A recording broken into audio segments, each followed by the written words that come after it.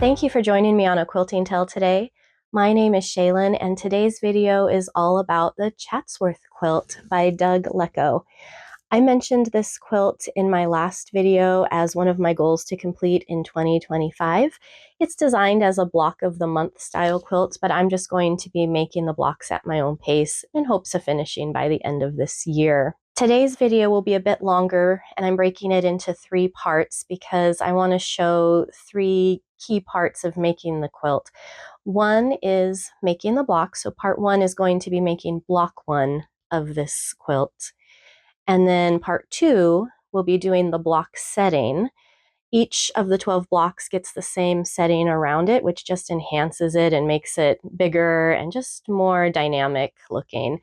And so I'll show you how to make that setting. It's done the same way with each block. The only difference is you'll use the fabrics that you used in that block. So you'll want to save some of the leftover fabric after you make whichever block to use in the block setting.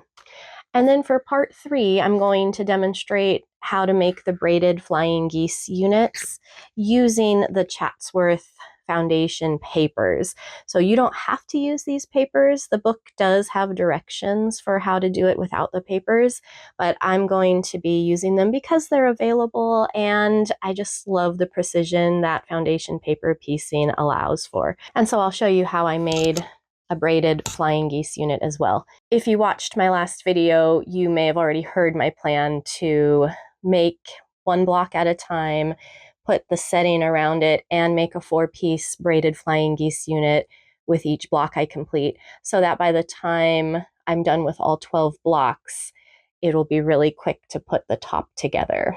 So that's the plan. And if you are only interested in seeing a portion of this, like how to do the braided flying geese or the setting, you might check the table of contents down below in the description, and you can skip ahead to that section. So this is a longer video than I might normally make in the future. When I do the other blocks, I might just have a shorter one on how to make an individual block, but you'll see how the setting and braided flying geese also came together as I share progress on those. So I just wanted to make sure you could see the whole process up front. So with that, let's get right into block number 1. I'm making the Chatsworth block number 1 today, and so I have my 2 background fabric squares and 4 prints that are just cut to size. I decided I'm going to do a brown kind of plaid Smokey the Bear. I've got a green fern, and then this sort of tan news print. That's all fishing related. And then I have another kind of mix of fishing icons on there in a dark blue. And so I've saved all the fabric that I cut these squares from because I'll use them next in the braided flying geese and in the accent. So all I have to do before sewing is just cut each square diagonally twice. So I have my rotating cutting mat here, and I'm just going to basically cut an X. I'm lining up on a line on my cutting mat.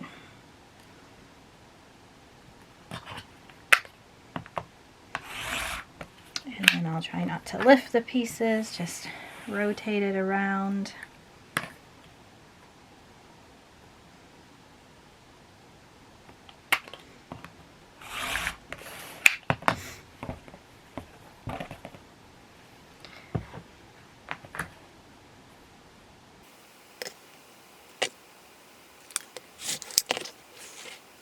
And if you don't have a rotating cutting mat, I would just use maybe the smallest one you have, where you can lift and rotate it yourself. I'll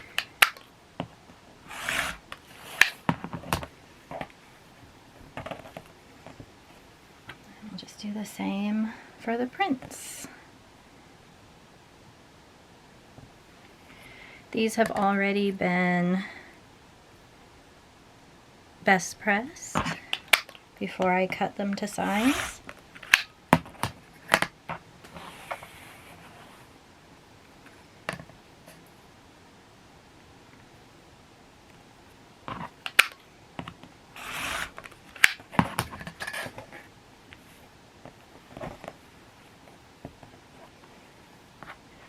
I'm going to make this hourglass shape. I'm going to sew these two pieces together, these two pieces together. I will press toward the darker print and then sew these together. Now, because I cut diagonally, I will be sewing along the bias edges, and that's a little stretchier, so I do want to be really careful when I'm handling these not to stretch them.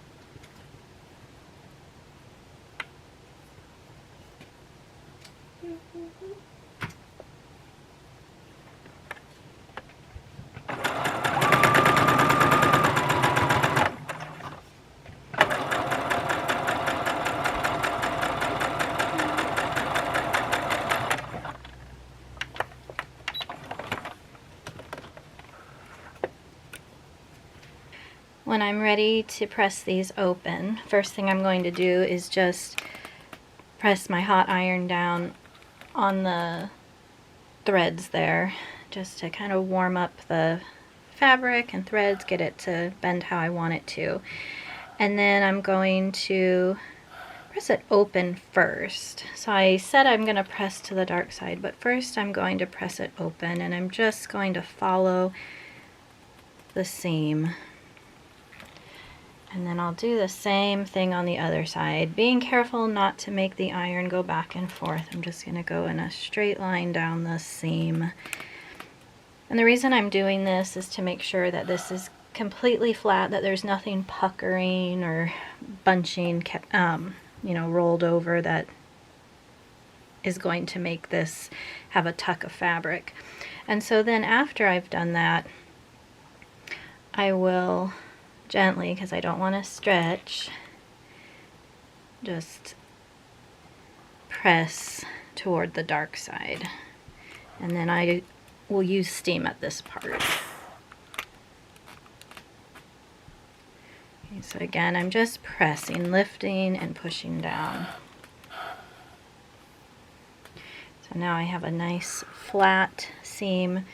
It's pressed to the dark side. I'll just let the clapper sit on it for a while, and I'll do it to the other piece. I've got both my pieces now, and so I'm going to sew them together along this long edge, and because I've pressed to the dark side, my seams will nest nicely. So I'll put a couple pins in there and just sew down the edge.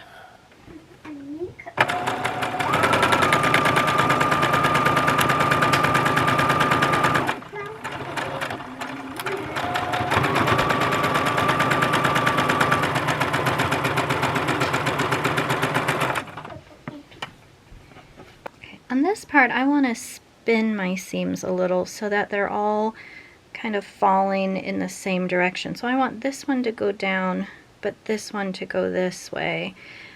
So that way they're all kind of rotating. In this case, it would look clockwise from the view I'm looking at it.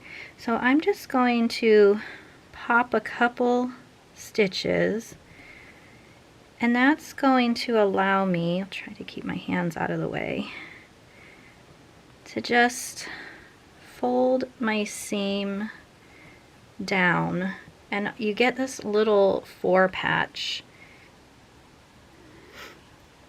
Okay, so let's see if I can get it to focus. You'll see this little fore patch form, and that's when you know you can press your seams down. So I'm going to do it at first, just a press.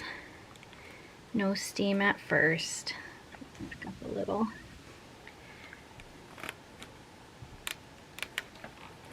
And then I'll flip it over. Do the same thing. I'm just pressing, and I can give it some steam.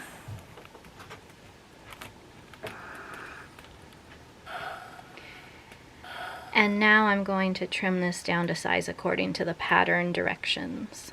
So I have a video about how I trim hourglass blocks, but just real quick, if I'm making a square, I'm going to figure out the halfway point of the unfinished square, and I'm going to put that point going down and across on my intersection point here.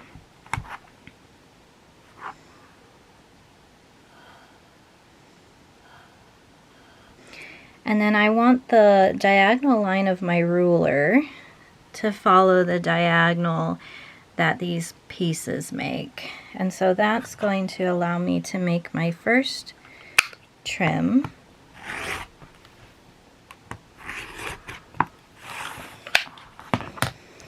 And then after that one, I should be able to just give it a spin and put the size I'm trying to cut lined up. And that dot should be in the same place that I need it to be, so that I can just trim the other two edges. So that's my first hourglass square. I have 3 more to make. I'm going to do it with chain piecing just to speed it up.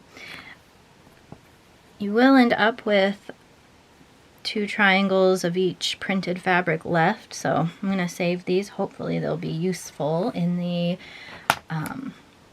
braided geese or accent pieces. I do wonder another way to make this might be to make the 2 at a time half square triangles, and then take those 2, you need them oversized, and then sew them together like another half square triangle to make the hourglass block. Again, I have a video about how I've done that in the past, but I'm just trying to follow the directions in the pattern here, but I feel like that might waste a little less fabric, but maybe this will be useful in the other pieces.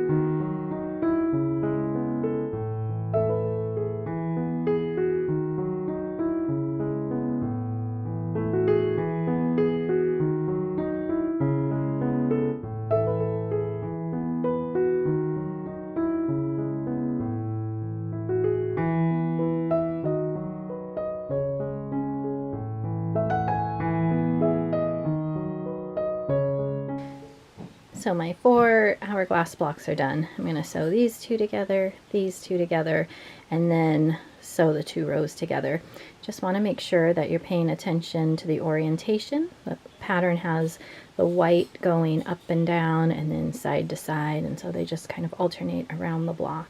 My block 1 is finished, and I ended up just pressing that last seam open. But the others, when I had sewn these together, I pressed toward the blue and this toward the tan just to make them nest. Now, this is block 1, which is this block right here in the book. And so it has the accent treatment on it, all of them do. And so that's what I'm going to do next. And I mentioned before in my previous video when I was talking about projects I'm doing this year that rather than do 1 block at a time and then all the accent pieces and braided flying geese, I would do the accent for the block as I go and 1 set of braided flying geese. And that is just to keep it a little more interesting to me and to see the blocks just come together a little quicker. And so when I'm ready to put all of them together, it should go much faster. So I'm going to prep all my background and accent color, this cadet blue here that I picked out. I'm going to prep it for all 12 blocks just so I have those pieces ready. And then I'm going to use the scraps left over from block 1 to make the accent and the braided flying geese. I've got all the block setting pieces cut out. Some of them have to be subcut, and I decided not to until I'm ready to make each block, just so I don't have bias edges stretching while they're being stored. So I have the assorted prints that are in block number 1. I had a square of each cut in half diagonally, so I have all those pieces. I'm going to need 2 fabric A squares, that's these larger ones, and they need to be cut diagonally twice. So I'm going to use my rotating mat here.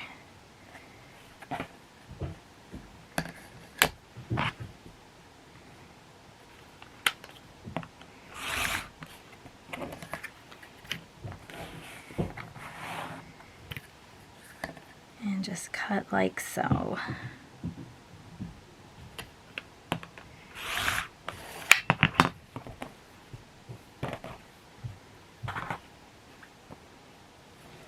And the pattern is nice because it tells you how many squares you need to do all 12 block setting pieces, or if you wanted to do one block at a time, there's little brackets around that saying how many you need for one block in particular. So you could do it one at a time like I'm doing, or all of them at once. You just have to pay close attention to the numbers. So I've got 2 of those. I need 2 fabric B squares, 4 fabric C rectangles, 1, 2, 3, and 4, 2 fabric D squares, so 2 of those, and then 4 E's, 1, 2, 3, 4. That'll do it for all the white background fabric. And then for the accent, which I'm doing in cobalt blue here, I need 2 fabric G squares and 2 H squares. So these are all the pieces I'm going to need to make the setting for this block. So step 1 has me making half square triangles. So on the white pieces, I'm going to draw a line corner to corner.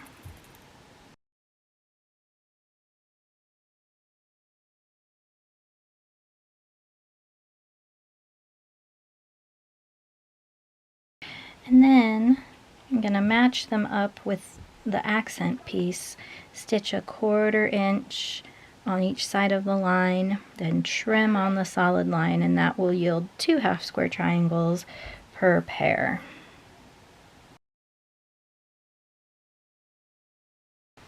So I'll go ahead and chain piece these.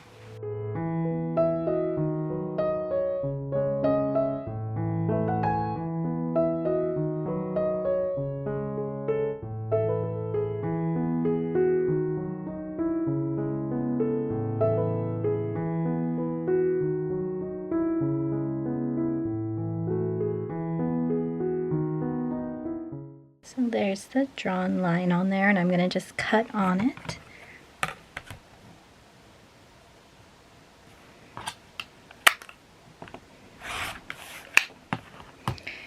And because of that stitch line, that's a 1/4 inch away, I'll get these half square triangles.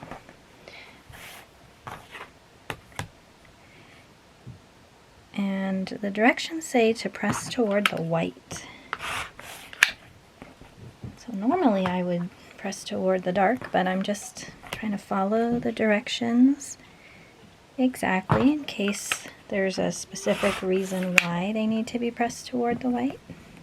So to press them, I'm going to do the same thing I did earlier with block 1. Just set the seams, press open first, just to make sure that my seams are nice and flat. Do that on both sides. And then it says to press toward the white, so I'm just going to fold this down gently, give it some steam. Do the same thing on this side. Put the clapper on it, and I'll keep going. And then once I have these done, I'm going to trim them down to size according to the pattern directions.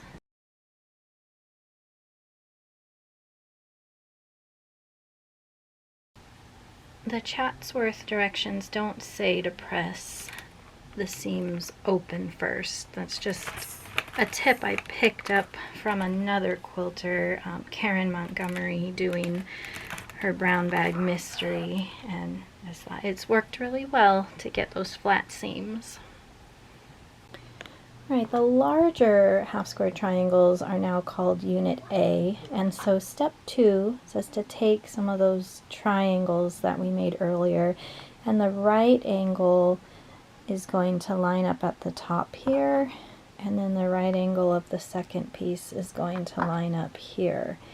And so this is going to get sewn down and then sewn across, and it says not to trim the long diagonal edge, it'll get trimmed later. So I'm going to make 4 of these units now.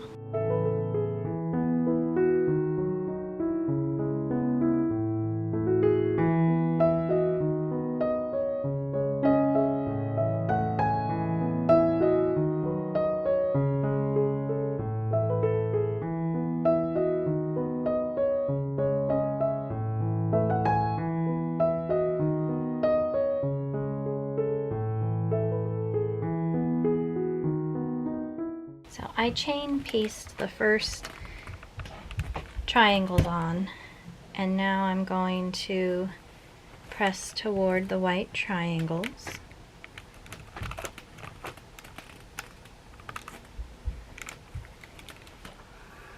I might need to add a little more water to my iron.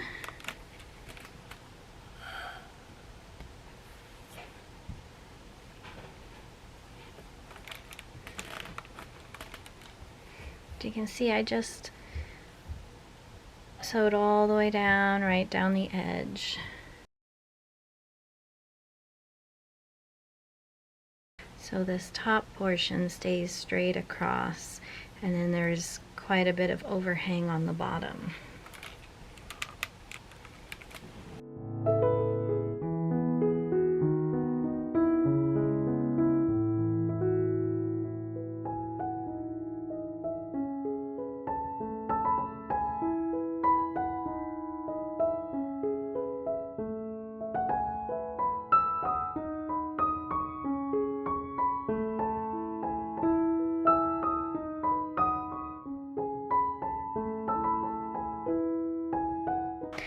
And again, I'm just going to press toward the white.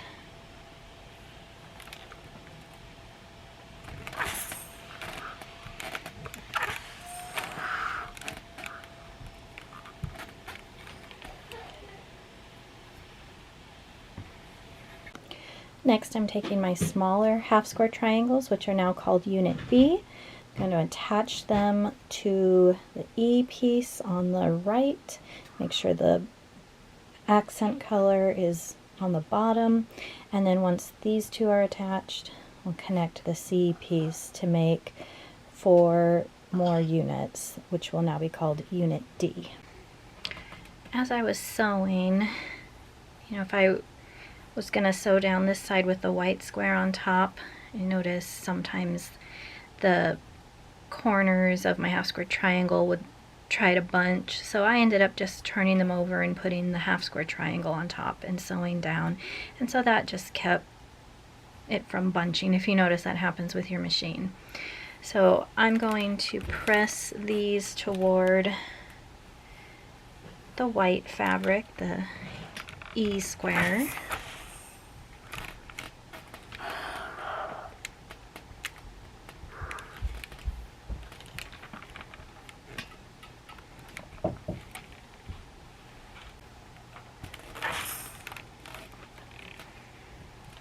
And now I'm going to press down toward the rectangle.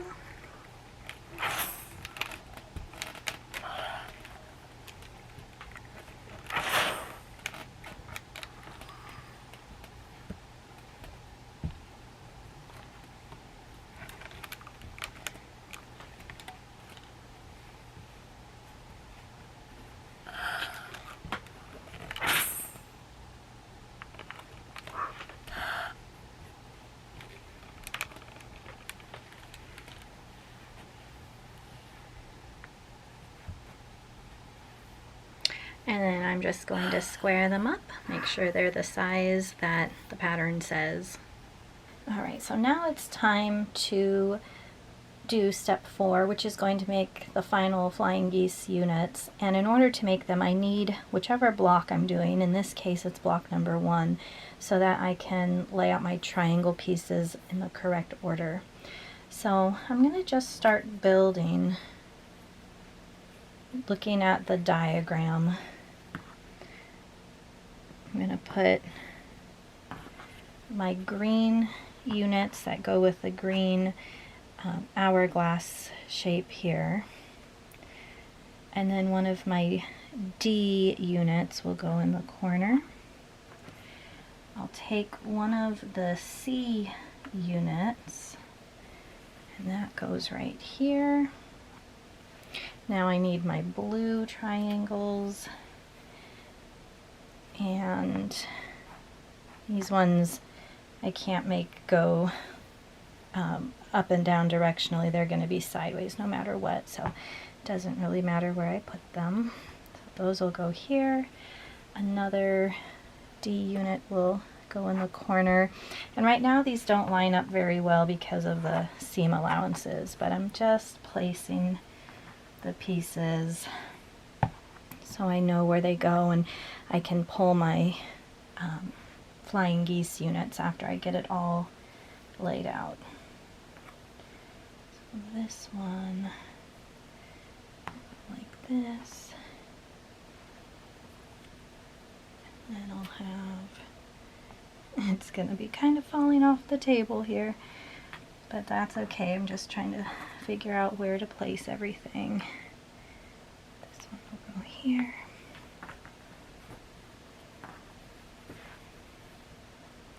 This.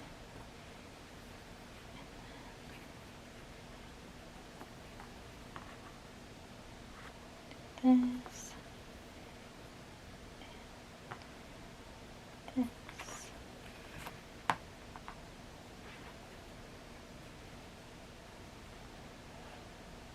Alright, so right now it doesn't look that spectacular, but this helps me see now my flying geese units. So what I'm going to do is just pick these up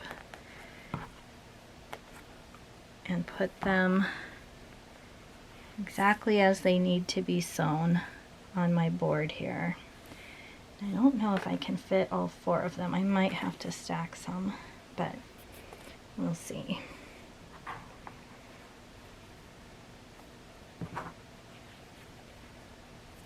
Yeah, I'll need to do some stacking. But you can see what I'm doing. I'm just pulling those flying geese portions and putting them in order. So I'm going to do these 2 first, and then I'll come back and do the others because I don't want to mix any pieces by mistake. So a couple pointers when you're sewing your pieces together. You have this little triangle down at the bottom, so part of your half square triangle, and so it wants you to align the corners of the bigger triangle. So when you sew it, you're going to align the top corner here and go down, and you're going to have this overhang. So here's what it looks like on this side. So it's aligned on top here, You're going to try to hit the intersection stitches of your half square triangle. That's going to preserve your point when you open it up. And then you have this excess piece hanging down. And so it wants you to press toward the large printed triangle.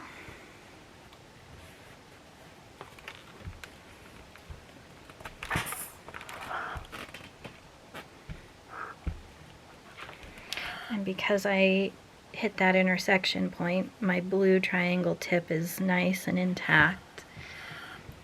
And you'll notice you'll have the overhang down here. You still have the dog ears up top that it said not to trim.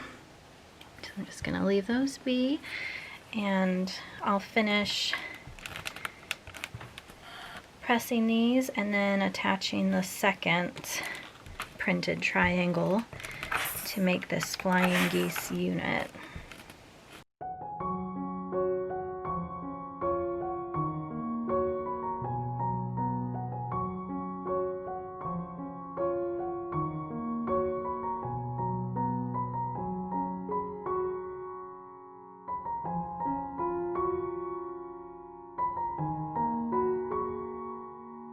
So before any trimming, the flying geese unit should look like this. It has some dog ears sticking out on several sides. Alright, so now I'm ready to trim these down, and just measuring them as is, they're about a ½ inch wider and longer than they need to be. So I should be able to trim a ¼ inch away from each tip here, and it should measure just right. So that's what I'm going to do.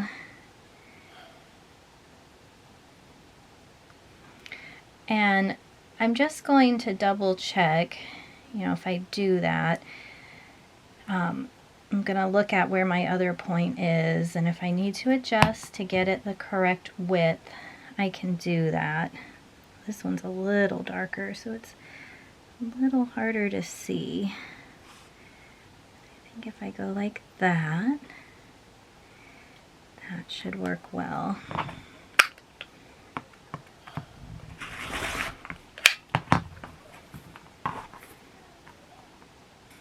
So now if I line up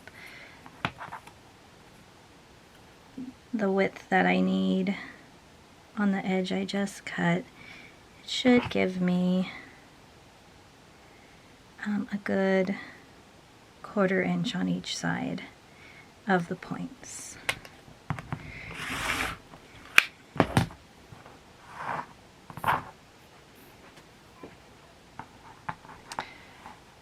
And then for the length, I'd probably grab a smaller ruler, but I'm just going to keep going with this one.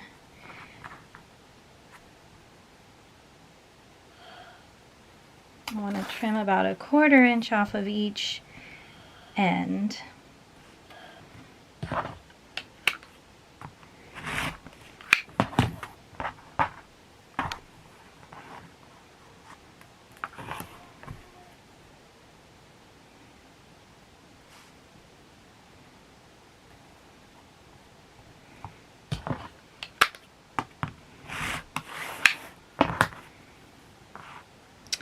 So there's my first trim down flying geese unit.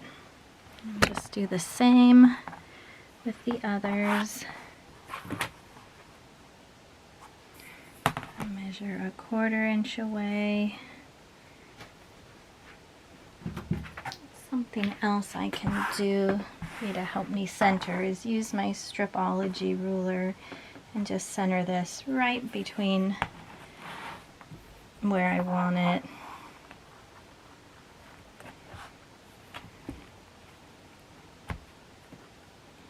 So I can use one of my black lines to line up here. I think this will be even more accurate. I'm just double checking again before I cut it off, because it seems like there's quite a bit I can cut off. Yep, so I'll take this bit off and this bit off.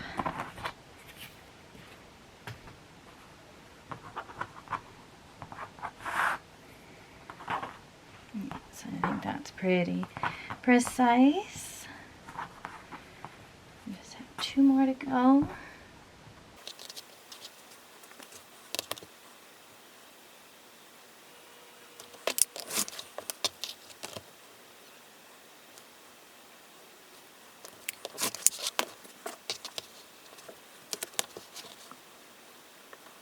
So you can see on this side, I'm using this black line here to line up along the triangle before I cut off, at the 0 mark. I'm just centering this block before I cut it. So as you can see, there's a bit of wiggle room. So if you don't have all your triangles lined up perfectly, you'll still have plenty of room to straighten it out and get it to the right size at the end. So that's kind of nice that they're pretty oversized to start with. Alright, now I'm going to rebuild again. This time it should fit a little better. So I'm going to put these around my block number 1. And then I'm going to put those D units back.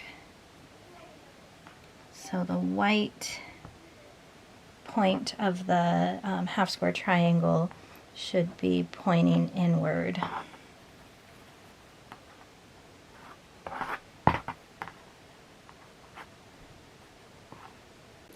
Here it is all laid out. So now it's just a matter of sewing 3 rows. So here's the bottom row. I can separate the top row a bit, the top row, and then the middle is quite bigger, and I'll just follow the pressing directions so that these pieces will nest when I sew the 3 rows together.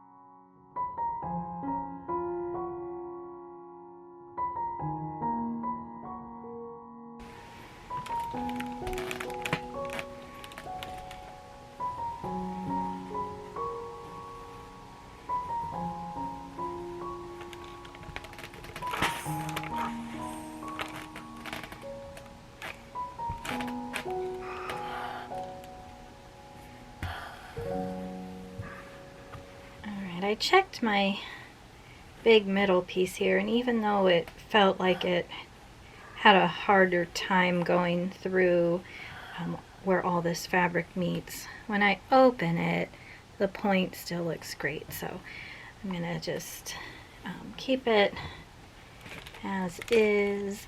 And this one, we're pressing toward the main block, block number 1. And since this is going to be a bulkier seam, I don't want to stretch the fabric because there are those bias edges, so I'm trying not to pull it really tight like I might normally to do this part, but I am going to press it with some steam. And then I'm going to use my flatter spray. I'll apply some more heat and a clapper and just try and get it as flat as I can. Not necessary, but just something that I've noticed doing the knitted blooms block, which Brittany from Lo and Behold Stitchery had suggested using flatter spray when you have lots of seams coming together, and I do notice that it does make the blocks nice and flat. So I hadn't been using this spray a lot. I've had it for a while. This is the Pineapple Grove scent, and so now I'm just, now that I've been trying it out with the Knitted Blooms quilt, I have a better idea of what I want to use it on, so I'm not just using it for everything, but where I really think it could be beneficial. So when I have some big seams where lots of pieces come together, that's where I'll be using the flatter spray.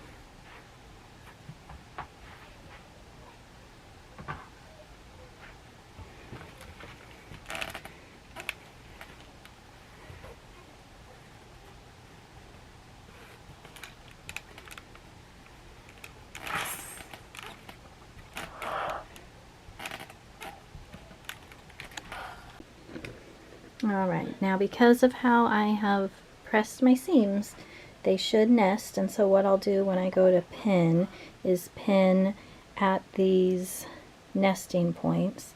I'll take a pin and just stick it through the point here and here to align, right here and right here, so they line up. So I'm just going to use a lot of pins. I'm going to be careful not to cut off these points.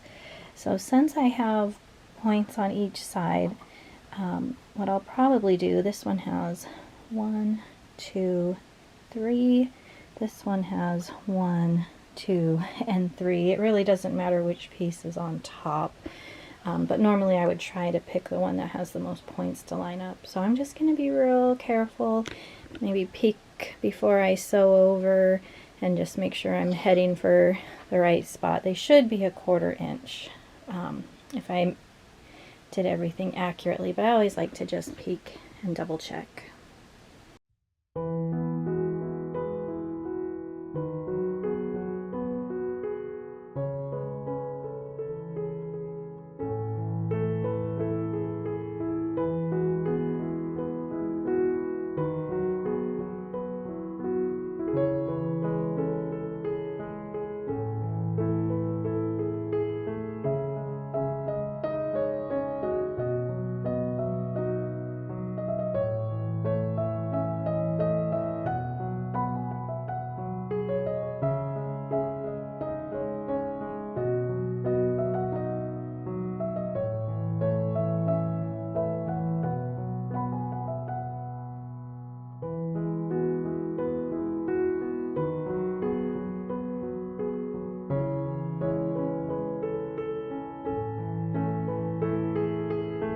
I did decide to stray from the pattern pressing directions a little bit and press away from the center row for the final connections, just because looking at the setting, there's just going to be sashing pieces, and I wanted to be able to see these intersection points in the flying geese, and so just to keep those visible, I'm pressing toward the outer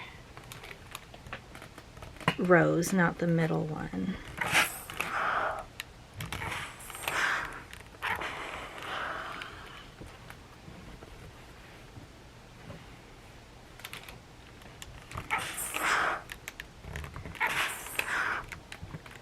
Here is my finished block. It makes a 16.5 inch square when it's finished, and this came just about exact. I can probably trim off some slivers, so I'll still square it up. But I just love how it looks. It just looks so much more complex than the original block number 1, and so I'm going to really love putting this block setting around each of them. It just really enhances the original blocks. One thing I noticed that I'll have to pay closer attention to is my hourglass block was so similar to this Flying Geese half square, this triangular piece here, that they kind of line up in a way that is distracting to me, but I think from afar and once it's mixed with everything else it won't be a big deal. But normally that's something I'd say don't point out, but because I want us to be able to learn from it, that's something to watch for, is these accent pieces. Just make sure they're not too close if there are bigger prints on them. But now it is time to make the braided Flying Geese unit. Alright, I could not leave well enough alone. I took the piece out and I'm going to replace it with this one that looks totally different from everything else. So I took the original piece out. It's still pressed from the being sewn in, but I just aligned it to make sure it's going the direction that I want and to know to cut it diagonally which direction. So I'm gonna get this piece put in. So I've got my new oversized triangle sewn in, and I can use, I took out the seam far enough where I can line my ruler up, and that can help me trim these long portions. But to trim this side down a bit, I need to remember that a 1/4 inch is already sewn in, and so I need to trim it to the pattern size, but remember that that 1/4 inch has already been accounted for, so I need it to be a 1/4 inch less from this point, this seam, to where I stop. Alright, I've got it to size from this seam to here is just a 1/4 inch less than what the pattern says. So now I'm going to put my row back together. I'm going to sew this piece to this piece, press, and then I'll finish with this final seam again. Alright, round 2. I'm a lot happier with this one.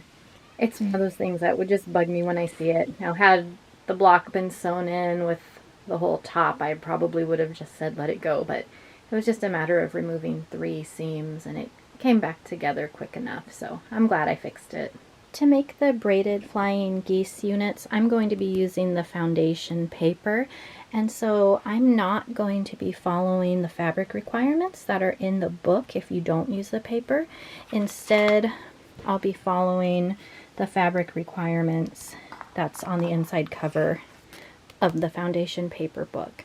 So I'm going to skip step 1 and 2 in the Chatsworth book, and I will do step 3 and 4 with my pieces that I make.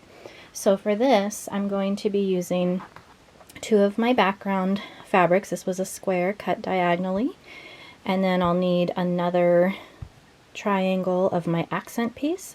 This was from a square cut diagonally twice, and then 2 straight pieces, and I decided I'd use one from the block I just did and then a new fabric just to mix it up a little bit.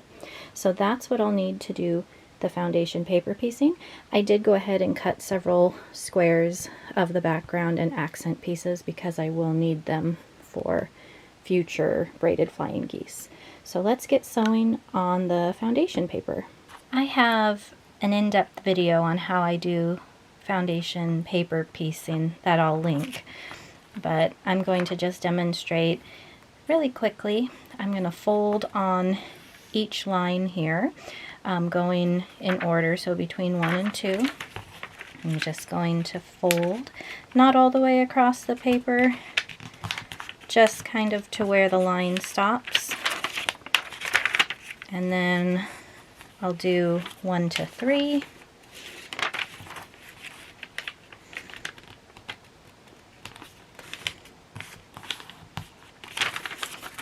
And 3 to 4.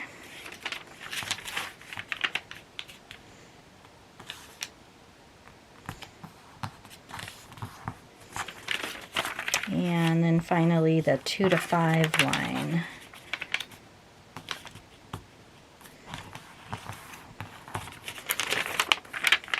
So this is a little different because the numbers kind of jump around, but it should still work the same. So we're going to start by using the back side of the paper, and you can see the indentations of that first triangular piece where we're going to put our accent fabric number 1.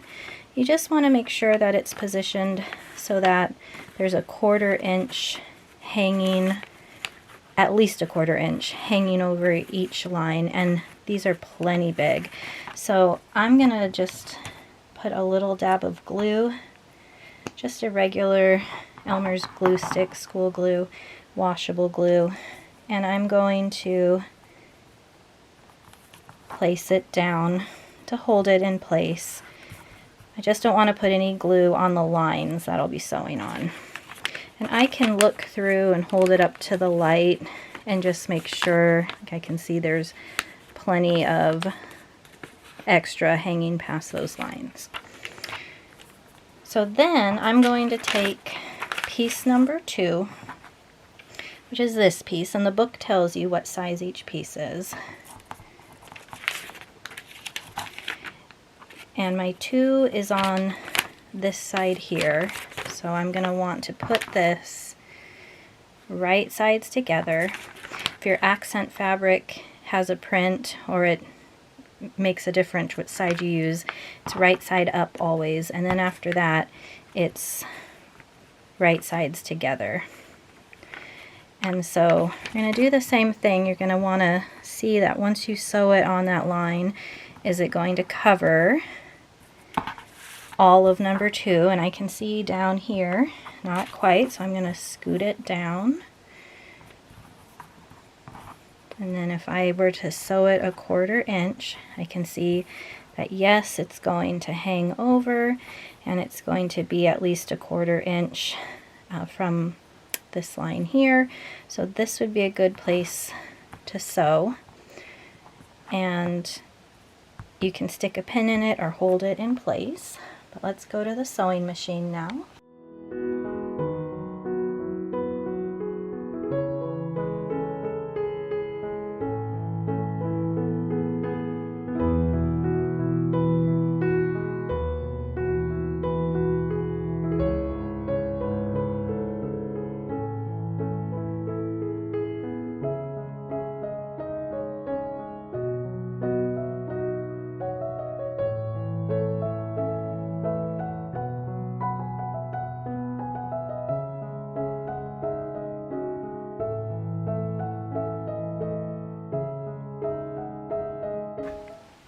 I like to cut off the loose threads on each side.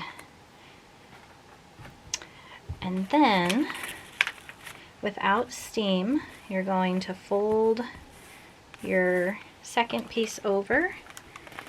Just press it nice and flat. And I did shorten my stitch length to 1.8, somewhere between 1.8 and 2.0 is what they recommend for these papers. But now that that is pressed, we're going to do side 3, the next stitch line. We're going to fold again between 1 and 3, and it also crosses over 2. We're going to fold that down, and again trim a 1/4 inch away from that fold line.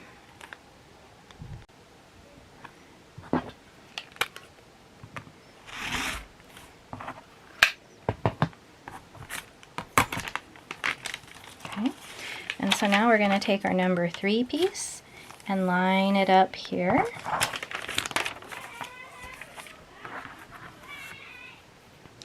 Remember, it's going to be right sides together. Line it up right where it's trimmed. Flip it to see if it'll cover. Mine won't quite cover. There's this corner poking out, so I'm going to scoot it down. I can see the line right here through the paper, and I have over a 1/4 inch hanging over, so I know that's okay. But that'll be a good place to do it. So again, I'm going to go stick a pin in it and sew it on this 3 line. There's no need to back stitch at the start or end, the directions say, so I'm just going to follow those. Okay, so there it is sewn, and on this side just sewn on the number 3 line. So now I'm going to take it to the ironing board and just press it again without steam. Okay, it's pressed. I'm going to turn it over to side 4, fold it again on that line between 3 and 4, and then I'm going to trim a 1/4 inch away. I can see I didn't fold it quite accurately. I can see through the paper. There we go.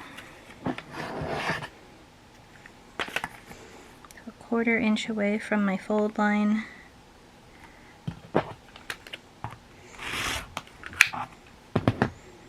So the pieces that they give you, there's plenty of wiggle room to get your seam right.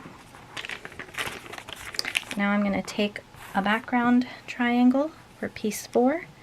Again, it would be right sides together if the sides mattered. And just make sure when the 1/4 inch seam is sewn that it'll cover the whole paper, which it does. So now I'm going to sew the line between 3 and 4. Okay, I got that sewn and pressed. And so the last part is to flip it over, and this line between 2 and 5, I'm going to bend it back where we folded it earlier. And then cut a 1/4 inch away from the fold.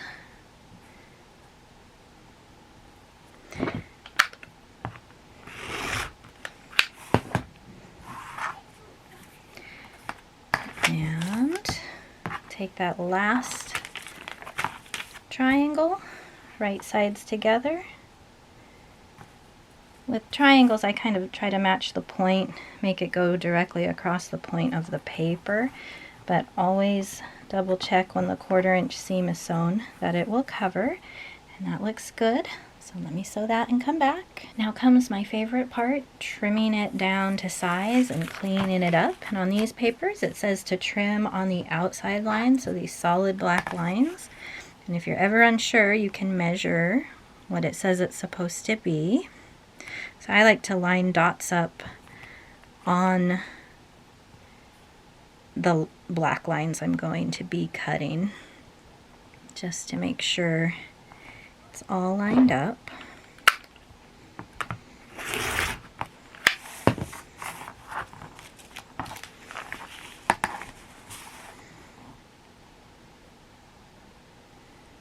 And I love the foundation paper piecing because it's so precise, and once you get the hang of it, it does go quickly.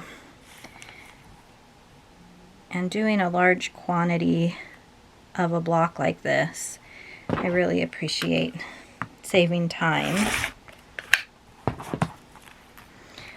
Now, you can tear the papers off, but if you're not going to use them for a while, I'd just keep them in.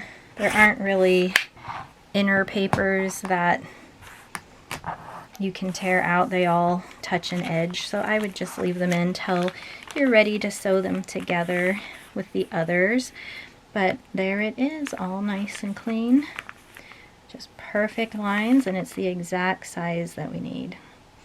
So now I just need to make 3 more of these, and I can remove some of the papers and sew them together. My 4 units are finished, and so this is where I'm going to jump into step 3 in the book directions.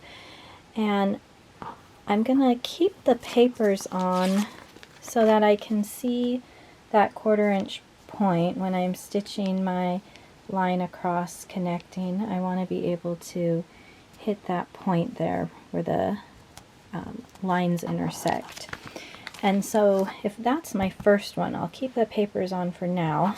I could take off the 1, 2, and 3 piece. I'm really just interested in preserving this edge that I'll be sewing on.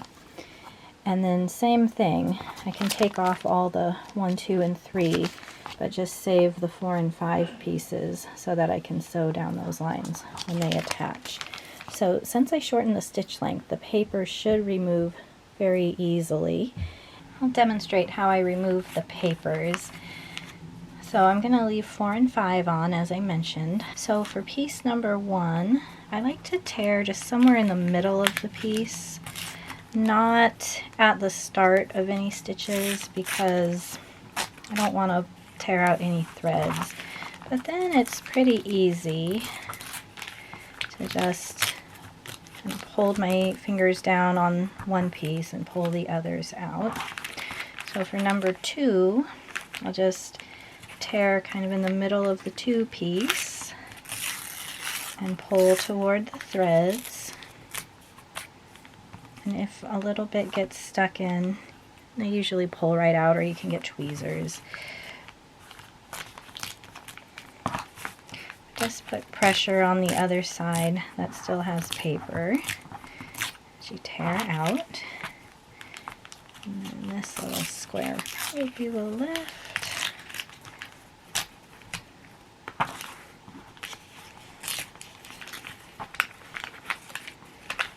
Sometimes it just pops out and it's ready to go.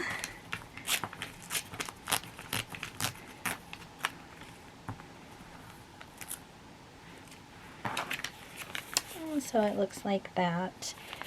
And then after sewing them together, I'll remove those white triangle pieces. So I'm just going to finish, and then we'll get to sewing these units together.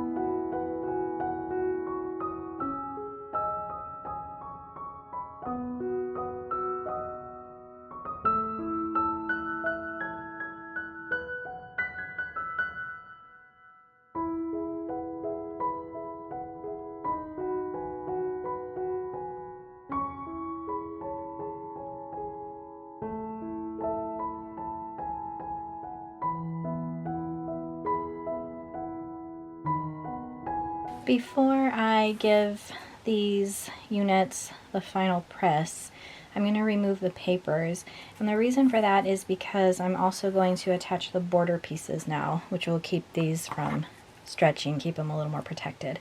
If I wasn't going to add the border pieces, I would just leave the papers in until I was ready to put the quilt top together.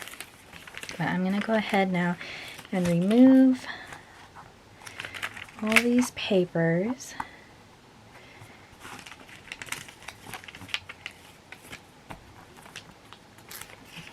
Just being really careful around the starting threads.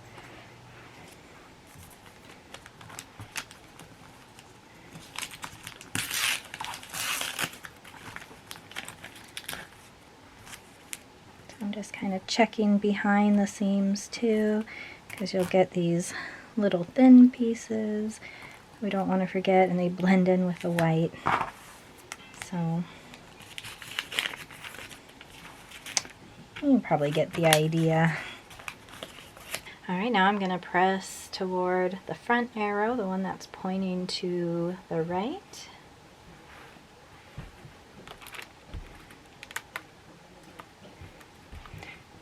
Trying not to pull too tightly, because the papers aren't in now, and I don't want to stretch the fabric too much.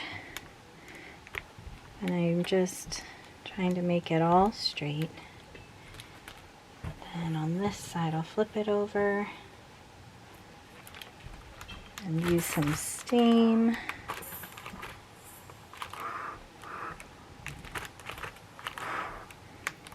Just trying to make sure there's no puckering, that my seams are very flat.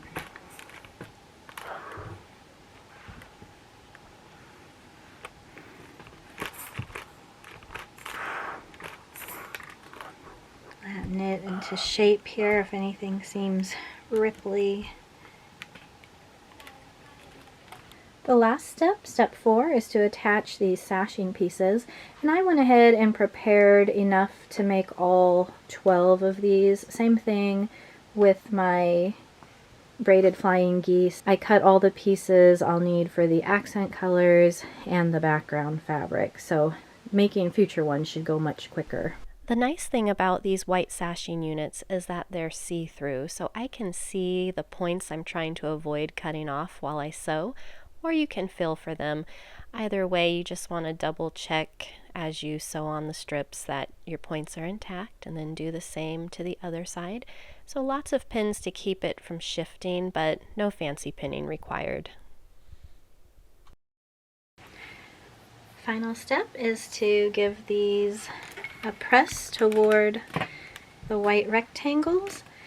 Since the papers are all out now, I will use steam.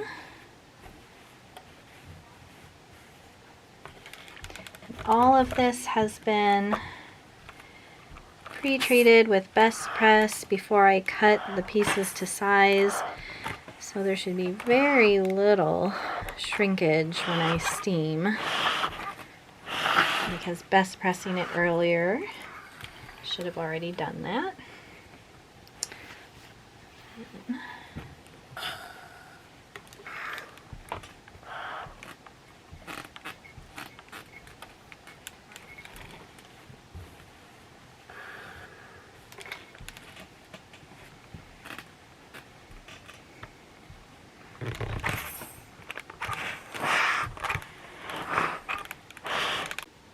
Here are my first pieces for the Chatsworth quilt finished, block number 1 with the block setting on the right, and my first braided flying geese unit made of 4 flying geese. The nice thing about the foundation papers is that the booklet comes with 50 of them and you only need to make 48, so you do get a couple if you need to practice, and if you're new to foundation paper piecing, it's nice you have a couple spares there. But I love how precise they came out. The size with the 4 units together was just perfect and matched up with the strips I cut for the side trims.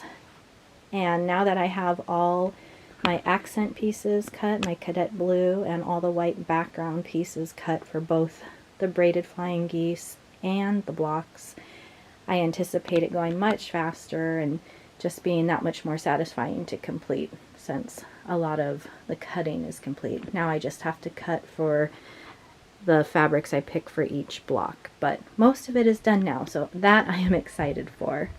If you're making the Chatsworth quilt, I hope you found this video helpful no matter what stage of the process you're in. And like I said, in future videos, I'll just focus on the individual blocks and I'll show what they look like with the setting, or what the braided flying geese are looking like as I make them. But I won't go into depth in those videos on how I did those steps, since we just covered that. So watch for those future videos, as well as lots of other projects. If you missed what I plan on working on in 2025, I will link that video below so you can see all the works in progress that are happening this year. And I hope you'll subscribe so you don't miss any of those. I always appreciate the thumbs up if you enjoyed the video, and I will see you next time. Take care.